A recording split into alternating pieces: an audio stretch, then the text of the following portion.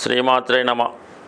ఈ వీడియోలో మనం మీనరాశి వారికి 2025 సంవత్సరం ప్రధాన గ్రహాలైనటువంటి శని, గురువు, రాహు, కేతువుల యొక్క మార్పులు ఏ విధంగా ఉండబోతున్నాయి, వారు ఏ విధమైన జాగ్రత్తలు తీసుకోవాలి అన్న విషయాన్ని ఈ వీడియోలో మనం ప్రధానంగా చర్చిద్దాం. మరి ఇప్పుడు మీనరాశి వారికి 12వ స్థానంలో సంచరిస్తున్నటువంటి శని భగవానుడు మార్చి 29వ తారీఖున జన్మరాశిలోకి ప్రవేశించబోతున్నాడు. అంటే ఒక విధంగా జన్మశని స్టార్ట్ అవుద్ది.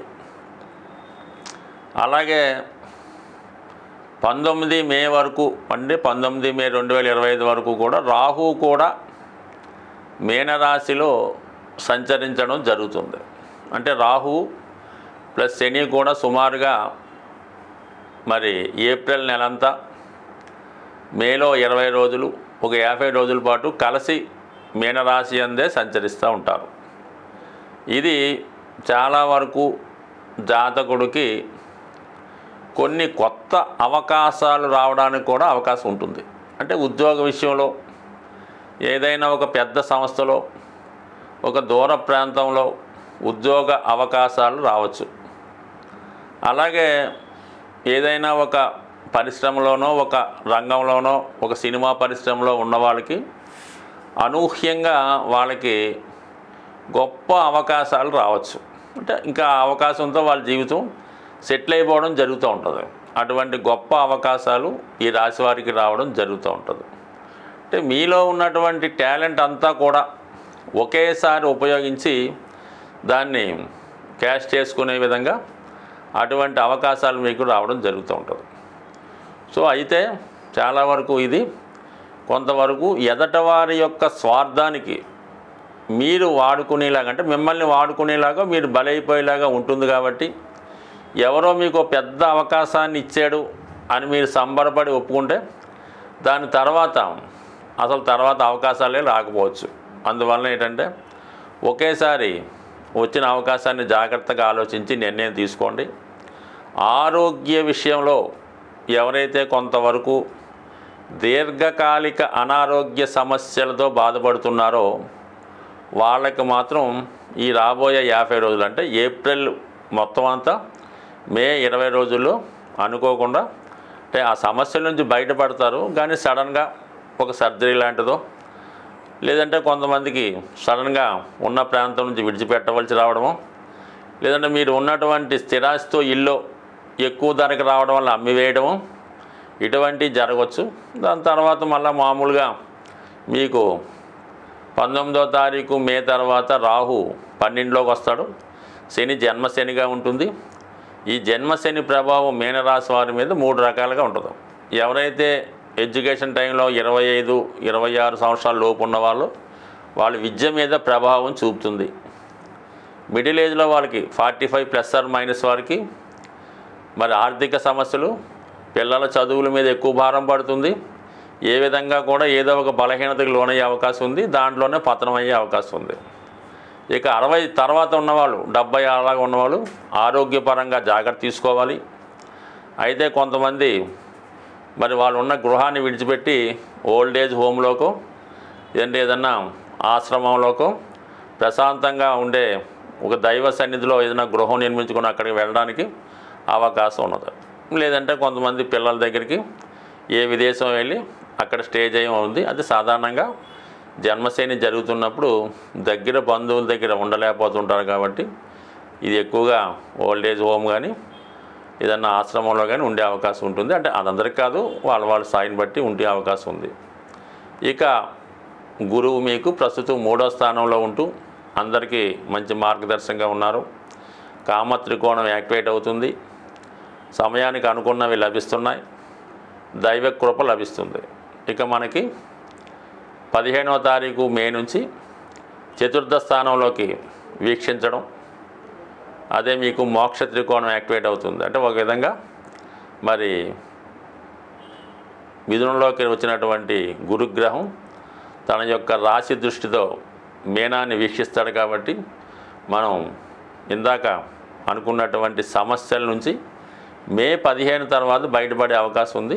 జాతకుడు మరి జన్మశని నడుస్తున్నప్పుడు కూడా గురువు యొక్క రాశి దృష్టి స్వక్షేత్రం మీద పడటం వల్ల చాలా వరకు తన రాశిని అంటే తన రాశిలో జన్మించిన వాళ్ళని ఎటువంటి ఇబ్బందులు గురి కాకుండా రక్షించుకుంటాడు మే 15 తర్వాత గురుగ్రహం. అయితే ఈ రాశి వారికి ఇప్పటి వరకు సొంత గృహం ఏర్పాటు చేసుకోకుండా ఉంటే ఎప్పటికైనా సరే మీరు ఈ సమయంలో ఒక 10% ధనం మీ దగ్గర ఉన్న మిగతా % మీరు రుణం తెచ్చి ఒక గృహం ఏర్పాటు చేసుకోండి. అంటే సమస్యలు ఎలాగైనా ఉంటాయి. మీరు ఇల్లు కొనుక్కున్నా ఈ ఆర్థిక ఒత్తిడి ఉంటుంది, లేకపోయినా ఆర్థిక ఒత్తిడి ఉంటుంది.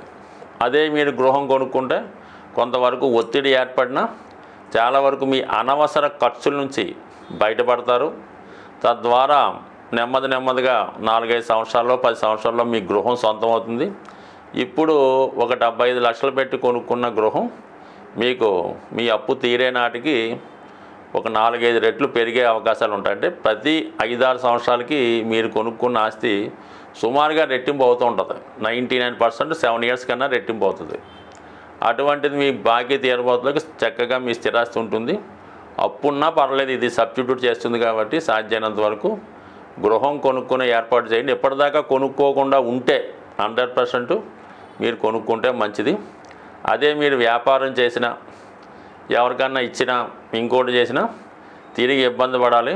అయితే 12లో రాహు, రాశిలో శని, ఈజీ మనీ కోసం ఏదో స్థిరాస్తి కొనుక్కోవడానికి కొంత డబ్బు ఇస్తే మీ అత్తవారో ఎవరో దాన్ని ఏదో ఇలా కాదు మన షేర్లో పెడితే బాగుంటుంది, ఎవరికన్నా వడ్డీకి ఇస్తే బాగుంటుంది, ఇమీడియట్గా డైరెక్ట్గా ఇళ్ల స్థలం ఏంటి ఇల్లే కొనేసుకోవచ్చు అని పెట్టుబడి పెడితే మాత్రం తిరిగి పోగొట్టుకునే అవకాశం ఉంటుంది. కాబట్టి సాధ్యమైనంత వరకు సులభంగా ధనం సంపాదించే కార్యక్రమాలు వద్దు. కష్టపడి సంపాదించిందే ఉంటుంది, అది అనాచితంగా వచ్చేది మాత్రం వద్దు. ఏదన్నా గురుస్థితి బాగుంది కాబట్టి మీరు గృహం ఏర్పాటు చేసుకోండి. అలాగే వృత్తిలో కూడా కొంతవరకు కష్టపడినా కూడా ఈ గురుగ్రహ అనుగ్రహం అటు చతుర్థ భావం మీద అటు దశమ భావం మీద ఉన్నది. అయితే ఎంతవరకు శని భగవానుడు రాశిలో ఉన్నప్పుడు మీరు కష్టపడితే ఎంత కష్టపడితే అంత ఫలితాన్ని ఇస్తుంటాడు. కష్టపడే కొద్దీ కష్టపడిని ఇస్తుంటాడు. అంటే మీరు 8 గంటలు పని చేస్తే 10 గంటలు, 10 గంటలు అయితే 12 గంటలు చేయగలుగుతారు.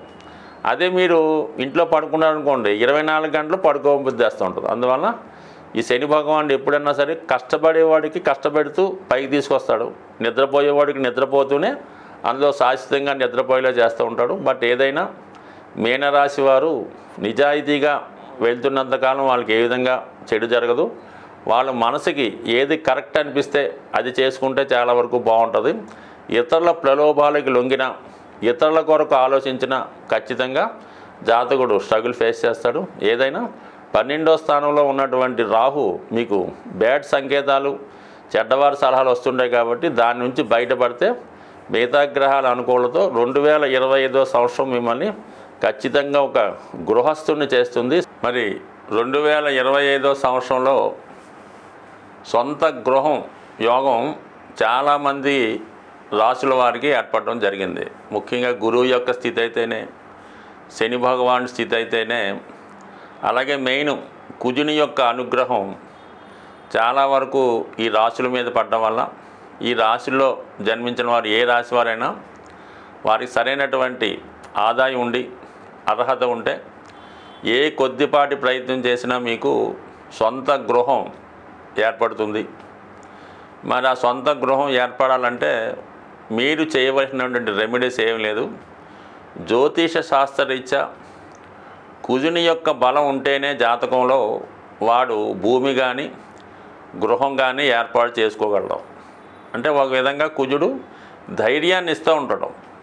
ఒకడు నెలకి 2 లక్షలు సంపాదించిన ఇల్లు కొనుక్కోవడానికి అసలు ధైర్యం చేయలేకపోతుంటాడు. మనం ఇన్స్టాల్మెంట్ కట్టగలమా, ఒకవేళ ఉద్యోగం పోతే ఏమొద్దని ఇబ్బంది పడుతుంటాడు. వాడు ఇప్పుడు కొనలేకపోతుంటాడు. అలాగే నెలకు 30,000 జీతం తెచ్చేవాడు కూడా వాడి తాహా తగ్గట్టుగా ఏదో గృహం ఏర్పాటు చేసుకోవడం, దాన్ని ఇంకా ఇంప్రూవ్ చేసుకోవడం జరుగుతుంటుంది. ఏదన్నా కుజ బలం ఇంపార్టెంటు. దాని తర్వాత ఏంటంటే కుజుడి యొక్క అనుగ్రహం పొందాలంటే మీరు అటు సుబ్రహ్మణ్య స్వామి, వేగంగా మనం గృహ నిర్మాణం కావాలంటే ఆంజనేయ స్వామిని మించింది లేదు. మీరు ఒక గట్టి సంకల్పం పెట్టుకొని ఒక 8 మంగళవారాలు ఆంజనేయ స్వామిని తమలపాకులతో పూజించుకోవాలి. ప్రతి వారం కూడా తమలపాకులతో పూజించి మరి ఒక అరటిపళ్ళు కానీ కొబ్బరికాయ కానీ నైవేద్యంగా పెట్టాలి. సంకల్పం వారం వారంకి పెరుగుతూ ఉండాలి. దానికి తగ్గట్టుగా మీరు ఏదో ఒక ప్రయత్నం కూడా చేస్తూ ఉండాలి. అలాగే వీలుంటే కోతులకి, అంటే మనకి కొద్దిగా నగరం అవుట్లెట్స్ గట్టా ఉన్నప్పుడు మరి మెయిన్ రోడ్డు మీద కాకుండా కొద్ది పక్కన తోటలాగా ఉంటే మీరు ఎంత కొనగలిగితే అంత కొంతవరకు అవి మీరు ఎంత బరువు ఉంటారో దానికి తగ్గట్టుగా అరటిపళ్ళు కానీ ఏవైనా ఫ్రూట్స్ కానీ కోతులకి ఆహారంగా పెట్టడం వల్ల మీకు తొందరగా మరి సొంత గృహం ఏర్పడుతుంది. మరి స్త్రీలు ముఖ్యంగా వారి యొక్క కోరిక తీరాలంటే మణిదీప వర్ణన అని ఉంటుంది.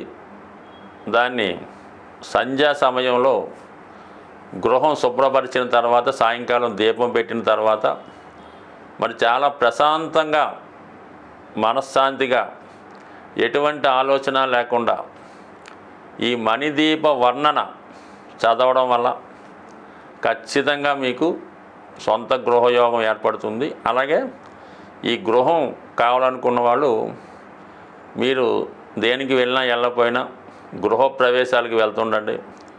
ఎక్కడన్నా ఇల్లు కన్స్ట్రక్షన్ జరుగుతుంటే ఫర్ సేల్ అని బోర్డు పెట్టిన అపార్ట్మెంట్ ఉన్నా మీ దగ్గర డబ్బులున్నా లేకపోయినా ఒకసారి వెళ్ళండి, వాళ్ళని కనుక్కోండి, ఎంత అవుతుందన్నా తెలుసుకోండి, దాని బ్రోచర్లు తెచ్చుకోండి, మీ దగ్గర పెట్టుకోండి.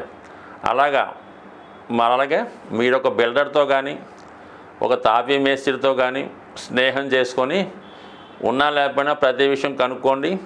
సిమెంట్ రేట్ తెలుసుకుంటూ ఉండండి, ఐరన్ రేట్ తెలుసుకుంటూ ఉండండి, భూమి విలువ ఊరికనే తెలుసుకొని ఫ్రెండ్స్కి చెప్తూ ఉండండి.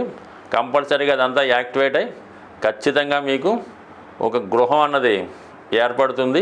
ఏదన్నా మనం ఏ లైన్లో ఉంటే ఏ ప్రయత్నంలో ఉంటే ఖచ్చితంగా అందులో మనకి రాణింపు రావడం జరుగుతుంటుంది. అందుకని మీరు ఈ గృహం కట్టే వాళ్ళతోనో గృహం చుట్టుపక్కల తిరుగుతూ కనుక్కుంటా ఏదో రియల్ ఎస్టేట్ వ్యాపారం చేయకపోయినా అమ్మికొన్నట్టు అందులో రోజుకు 1 గంట చేస్తే ఖచ్చితంగా మీకు ఆ ఇంటికి తగ్గ డబ్బు అదే వస్తుంది, అదే గృహం ఏర్పడుతుంది. కావాలంటే ప్రయత్నం చేసి చూడండి, మీకు ఖచ్చితంగా మరి 2025లో మీరు ప్రయత్నం బట్టి ఒక 90 రోజుల్లో సొంత గృహం ఏర్పడుతుంది.